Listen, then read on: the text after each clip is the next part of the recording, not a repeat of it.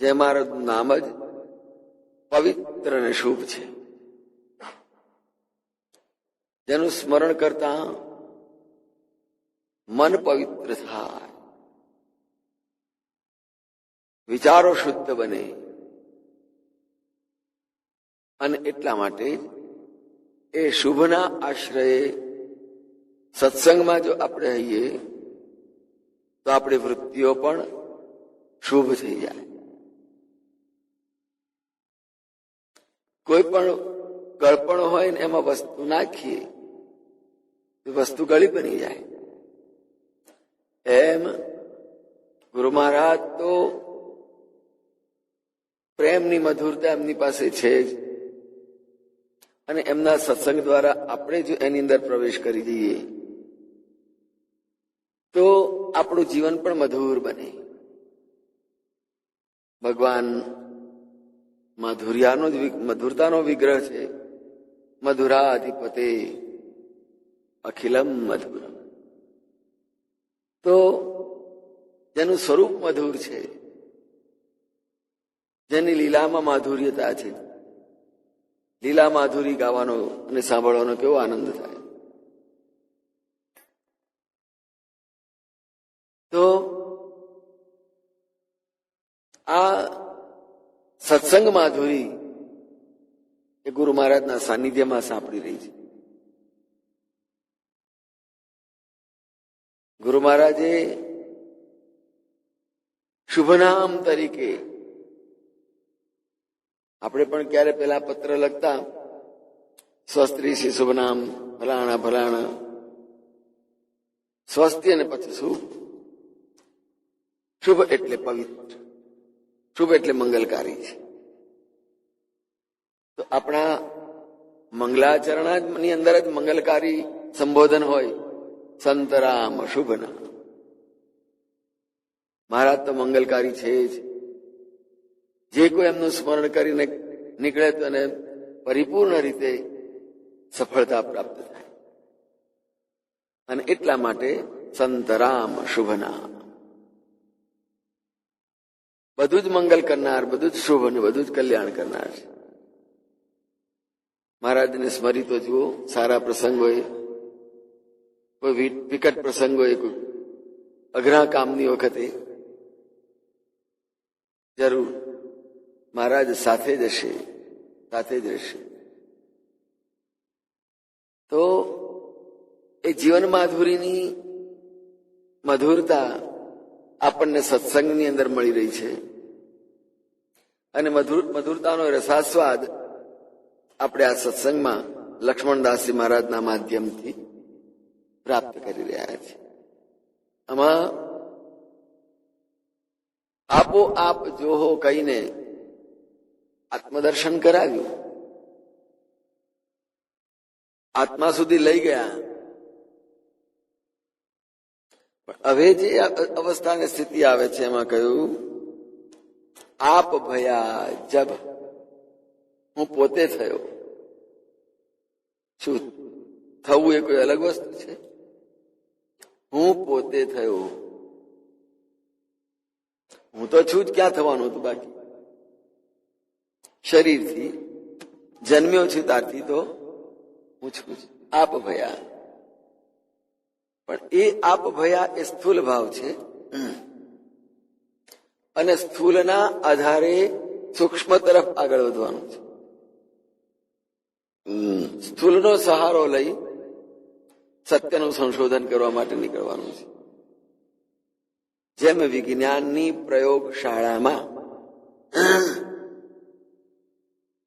એના સાધનો, સ્થૂલ સાધનો ભેગા કરી અને એમાંથી સત્યના સંશોધનની પાછળ કામે લાગવાનું, અને એ પ્રયોગ દ્વારા કંઈક નવું અવશ્ય સંશોધક પ્રાપ્ત કરે છે. એમ આપણું શરીર એ સાધન છે, આત્મા એ સાધ્ય છે, અને સાધક ઉપાસક પણ એની સાથે. તો સાધક, સાધન અને સાધ્ય આ ત્રણેય એક થાય ત્યારે એ જ પોતે જ પોતાનામાંથી કંઈક પ્રાપ્ત કરી શકે. એટલે અહીંયા લક્ષ્મણદાસજી મહારાજે ગુરુ મહારાજ પાસેથી જે કંઈ મેળવ્યું એનાથી કહ્યું આપ ભયા. હું થયો એટલે શું થયું? અત્યાર સુધી ભટકતું જીવન હતું, અજ્ઞાન જીવન હતું, અનેક વિકૃતિઓ ભરેલું જીવન હતું. પણ ગુરુ મહારાજના સંગે આવ્યા પછીથી હવે હું કંઈક થયો. એટલે એ વિકૃતિઓમાંથી, એ અશાંતિઓમાંથી હું બહાર નીકળી આવ્યો. સાધન તો જે થવાનું હતું ત્યાં સુધી તો પહોંચાડ્યા, પણ સૌથી પહેલા કહ્યું હું પોતે જ મારા પોતામાં આવી ગયો. આપ ભયા જબ આપો આપ ऐसा, आप अपन में मिल रहे तब आप भये आप जैसा. જુઓ, એ સ્થિતિ આવી ગઈ લક્ષ્મણદાસજી મહારાજની. અત્યાર સુધી તો કે સદગુરુ મોએ આને મિલે, ગુરુ મહારાજ મને મળ્યા ત્યારે હું આ રીતે થયું. પણ હવે અહીંયા સદગુરુનું મહારાજનું સ્વરૂપ પણ ન રહ્યું. કેમ? અદ્વૈતે પહોંચવાનું છે, માત્ર એક જ, કોઈ ભેદ નથી. પણ શંકરાચાર્યજીએ એક વ્યવહાર ભેદ બતાવ્યો કે આત્મભાવથી તો એક છે, પણ વ્યવહાર ભાવથી ગુરુ અને શિષ્યનું અંતર છે. તો ત્યાં આગળ વ્યવહાર ભેદ ન થાય. અદ્વૈત તો છે જ, પણ જયારે વ્યવહારમાં આવવાનું હોય ત્યારે ગુરુ એ ગુરુ છે અને શિષ્ય એ શિષ્ય છે, એ પ્રમાણેનો એનો વ્યવહાર હોય. પણ જે સ્વરૂપ બતાવી દીધું, સ્વરૂપના દર્શન કરાવ્યા, ઈશ્વર ગુરુરાત્મેતિ કહીને, ઈશ્વર અને ગુરુ અને આત્મા એ ત્રણે જુદા નથી. ઈશ્વર ગુરુ આત્મા એ જ આત્મા છે, અને આત્મા એ હું પોતે છું. આમ કહ્યું તો અહીંયા આપોઆપ જોહો કહી દઈને કે તમે તમારા ને તમે જાતે જોઈ શકશો. તમારે એટલે કોઈ બીજી કોઈ વસ્તુને નહીં, પણ તમે જ તમારા આત્માને તમે જોઈ શકશો. મન જ આત્માની અંદર ભળી ગયું તો એ મન બીજું કશું નહીં જોયા કરે, પછી એને ફક્ત આત્મા જ દેખાશે, જગત ભૂલાઈ જશે, વિસરાઈ જશે. એટલે કહ્યું આપો આપ જો સદગુરુ મોય આન મિલે. પણ હવે કે છે આપ ભયા તબ આપ કહેતે આપો આપ ऐसा, આપ આપન में मिल रहे. સદગુરુ મોએ આન મિલેની જગ્યાએ આપ આપન में मिल रहे. પૂર્ણ થઈ ગઈ અવસ્થા, સ્થિતિ આવી ગઈ. 51માં આપણે પ્રવેશ કરી રહ્યા છીએ. પાવનીનો ઉપસંહાર આવી રહ્યો છે, અને ઉપસંહારમાં અંતે તો જે કંઈ મેળવવાનું છે, જે સિદ્ધ કરવાનું છે, એનું ફલ, પરિણામ, એ પરિણામ આવવા મળે. જેને અભેદ કહેવાય અને અદ્વૈત કહેવાય, એમાં કોઈ તફાવત નહીં. ઘરેણાના ઘાટ બધા જ જુદા જુદા હોય, પણ બધા ઘાટ કોના આધારે છે? સોનાના આધારે. પણ સોનું જ ના હોય તો ઘાટ ક્યાંથી આવવાના હતા? ઘાટ છે, સોનાનો આધાર છે માટે. પણ બધા જ ઘરેણામાંથી સોનું કાઢી લો જોઈ અને પછી ઘાટ એમને એમ રહેવા દો, છે શક્ય? ઘાટ ઘડિયા પછી નામ રૂપ જૂજવા, અંતે તો હેમનું હેમ હોય. આખરે એ સ્વર્ણ જ છે, ભલે જુદા જુદા નામથી બોલાવીએ. આપો આપ જો. જેને વાપરવું છે એ ઘરેણાની દ્રષ્ટિએ જોશે, એના આકારને જોશે.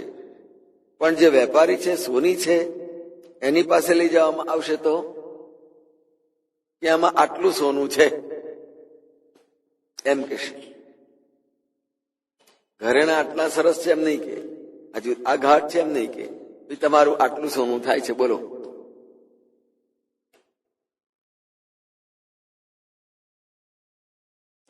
તો બધાની અંદર સોનું એક જ છે, અને એને જોનારો પણ એનો જે વેપારી હોય એ જ જોઈ શકશે. તો અહીંયા મહારાજશ્રીએ પણ ઘાટ આખી સૃષ્ટિ દુનિયા બતાવી દીધી. દુનિયા જોઈ લો, દુનિયાની અંદરના અનેક આકાર ઘાટ જોઈ લો, જેટલા જોવા એટલા જોઈ લો. પણ આખરે આત્મા સુધી પહોંચવાનું છે. આપણી જીવન યાત્રા આત્મા સુધી પહોંચવા માટે છે. અને જીવન યાત્રાનો રસ્તો કેટલો લાંબો, કેટલા કિલોમીટરનો હશે? છે કોઈને યાદ? જીવન યાત્રાનો રસ્તો કેટલો લાંબો હોઈ શકે? ઘરથી સ્મશાન સુધીનો, घर से स्मशान तक, इससे लंबा नहीं होता. આ જીવન યાત્રાનો રસ્તો, માર્ગ. એ જીવન યાત્રા ભલે સ્થૂલ ભાવથી ઘરથી સ્મશાન કહ્યું, પણ જીવન યાત્રાનો મૂળ માર્ગ છે સ્થૂલથી સૂક્ષ્મ સુધીનો. અમે શરીરમાં સ્થૂલ તો છીએ, પણ સૂક્ષ્મ આત્મા સુધી પહોંચવાનું છે. કેટલો લાંબો રસ્તો હશે? ઘરથી સ્મશાન માટેનો આટલો લાંબો રસ્તો હોય તો સ્થૂલથી સૂક્ષ્મ સુધી પહોંચવાનો રસ્તો કેટલો લાંબો હોય, કેટલો બધો હોય? એની કલ્પના આવે છે? એનો વિચાર સરખો આવે છે?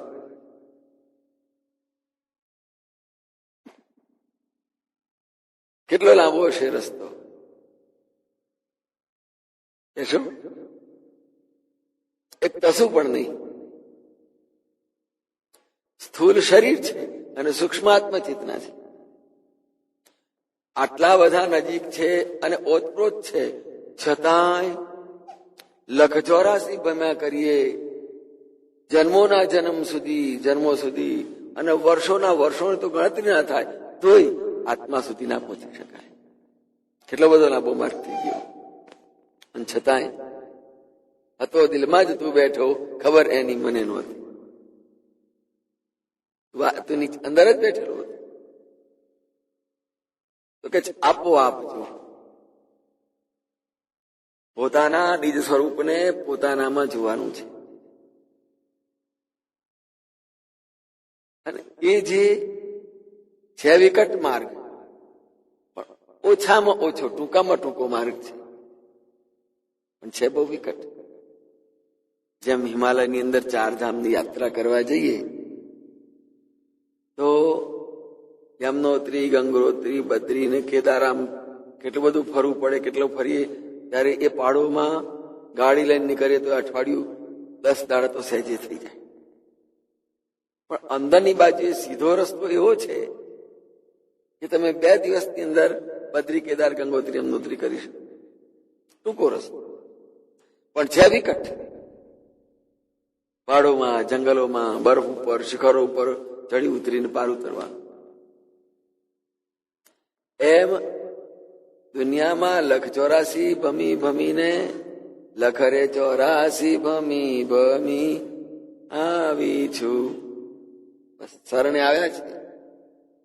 પણ એ કેટલો લાંબો રસ્તો થઈ જાય, કેટલા હજારો વર્ષ વીતી જાય 184 ફરતા.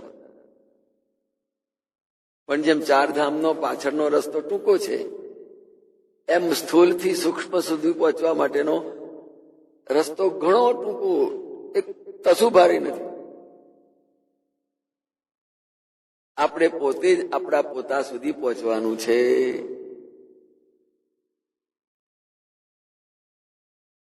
ભગવાનની ગીતાની અંદર પણ કહ્યું કે આત્માથી જ આત્માને ઓળખો.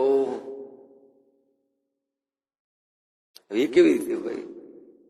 આપણે જ આપણી જાતને જોવી હોય તો આઈનાથી જોઈ શકાય કે ભાઈ મેં આઈના વડે મારી જાત જોઈ, પણ આ તો આઈનો અરીસો નહીં રાખવાનો અને પોતાને પોતાની રીતે પૂરેપૂરા રીતે જોવાના. પાછા એ આત્મ સ્વરૂપે જોવાય, સ્થૂલ ભાવથી. જયારે સ્થૂલ વડે આત્માનું સૂક્ષ્મની અનુભૂતિ થઈ જાય ને, ત્યાર પછી એ આયનાની જરૂર નથી પડતી, અને છતાંય સ્થૂલ સ્પષ્ટ જોઈ શકો. સૂક્ષ્મ વડે સ્થૂલને પૂરેપૂરા તમે જોઈ શકો. આપ આપન મેં મિલ રહે તબ આપ ભય આપ જૈસા.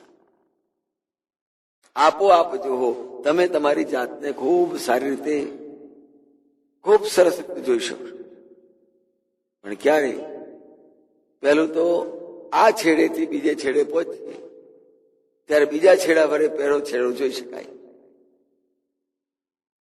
પહેલા છેડેથી નીકળીને બીજા છેડે પહોંચીએ તો પહેલો છેડો દેખાય, અને પાછા બીજે છેડે જઈએ, પહેલા છેડે જતા રહીએ તો બીજો છેડો ફરી દેખાય. એમ શરીરથી આત્મા સુધી પહોંચીએ એટલે શરીર આપણને તરત દેખાય કે આ શરીર છે. અને સ્થૂલ ભાવના છેડે શરીરે પહોંચીએ, અને જો આપણી પાસે સરસમાં સરસ અભ્યાસ હોય તો એમ થાય કે આત્મચેતના મારું સ્વયં સ્વરૂપ છે. પણ એકને જોવા માટે બીજે છેડે જવું પડે ને બીજાને જોવા માટે પહેલે છેડે જવું પડે. ઉદ્ધરેદ આત્માનેન આત્માનમ. તમારો ઉદ્ધાર તમારા પોતાના જ આત્મા વડે જ તમારે કરવાનું છે. આ છે આપ ભયા તબ આપ કહે. આપ આપન મેં મિલ રહે. કેટલો સરસ, કેટલી ઊંચી અવસ્થા છે. આપણે ઘણી બધી રીતે દુઃખી થતા આવીએ છીએ વ્યવહારમાં, અનેક કાર્યોની અંદર, અનેક વિચારો અને અનેક વિટમણાઓની અંદર ફસાતા, દુઃખી થતા, હેરાન થતા, એની અંદરથી પસાર થઈએ છીએ. પણ એ બધી જ પરિસ્થિતિઓથી એટલા બધા હેરાન થયા આવીએ, નાકને હેરાન થયા આવીએ. પછી બધી જ પરિસ્થિતિઓને ઊંચી મૂકી દઈને તમે તમારું એક ક્ષેત્ર છોડીને કંઈક બીજે જતા રહો તો શાંત, હાશ, છૂટ્યા. બરાબર છે? એક ક્ષેત્રમાંથી છોડીને જતા રહો બીજે, કેટલી શાંતિ છે, કેટલો આનંદ આવે છે, કેટલી નિરાંત છે, આમ અનુભવ હશે. પણ આ ક્ષેત્રને છોડીને ત્યાં જવાય. એમ આ શરીર એક ક્ષેત્ર છે, અને એક ક્ષેત્રની અંદર અનેક ઉપાધિઓ છે. એ શરીરના ક્ષેત્રથી તમે માનસિક રીતે દૂર થઈ જાઓ, અને જે કઈ પરિસ્થિતિ છે એમાંથી બહાર નીકળીને, એ વ્યવહારની સ્થિતિમાંથી બહાર નીકળીને એક તરફ તદ્દન અલગ જઈને બેસવું જોઈએ. કોઈ ઝઘડો થતો હોય, બરાબર ઝઘડો થતો હોય, અને આપણે થાકીને પછી એમાંથી નીકળીને આપણા ઘરમાં બહાર જઈને એક બાજુ જઈને બેસી જઈએ, હાશ, થાક્યા, આ બધા નથી, હવે નિરાંત લેવાની. એમ આપણું આત્મ સ્વરૂપ પણ આ જગતના ક્લેશ ને સંઘર્ષને એમાંથી બહાર નીકળીને પાછું પોતાનામાં આવે ત્યારે પોતાને થશે, હાશ, તમે કોઈ પણ કામ કરજો, કોઈ પણ પ્રવૃત્તિ કરજો, એની પાછળ જ્યાં સુધી જવાય ત્યાં સુધી જજો. અને એ કામ પૂરું થઈ ગયા પછીથી શું બોલીએ છીએ? હાશ. વિચાર કરો, પ્રવૃત્તિ ઊભી કરી તમે, દોડ્યા તમે, પણ પૂરું થઈ ગયું એટલે આપોઆપ તમે હાશમાં પાછા આવી ગયા. તમારું આરંભેલું કાર્ય પૂરું થયા પછી તમે પોતે જ પાછા હાશ પૂરું થયું. એ હાશ એટલે આપણા મનના સ્વભાવ પ્રમાણે આપણું મન જ્યારે પણ થાકે ને ત્યારે પાછું આવતું રહે. બસ હવે તો થાકે હાશ ઘેર પાછા આવે. તો મનનો સ્વભાવ છે પોતાનામાં પાછા આવવાનો. આયોજન કરીને આપણે ધકેલીએ છીએ, અહીં જા, આ કર, પેલું કર, આ જો. સીધી વાત છે. પણ એ કરી રહ્યા પછી મન ક્યાં જશે પાછું? આપણા પોતામાં જ આવીને બેસી જવાનું. અને શું બોલશે? આપ આપન મેં મિલ રહે. બસ એનું નામ છે આપણે પોતે જ આપણી પોતાની સ્થિતિમાં પાછા આવી. તો આપ આપન મેં મિલ રહે ને જો સાચી રીતે સમજીએ તો જ્યારે જ્યારે કંઈ પણ પ્રવૃત્તિ કરતા આવીએ અને પ્રવૃત્તિ કરીને પરવારી જઈએ અને થાકેલા આવીએ અને જ્યારે હાશ એવો અનુભવ થાય અને જ્યારે અંદરથી ઉદ્ગાર નીકળે ત્યારે સમજવાનું કે આપણે કંઈક થોડાક અંદર પહોંચ્યા છે. એનું નામ છે આપ આપન મેં મિલ રહે. જય મહારાજ.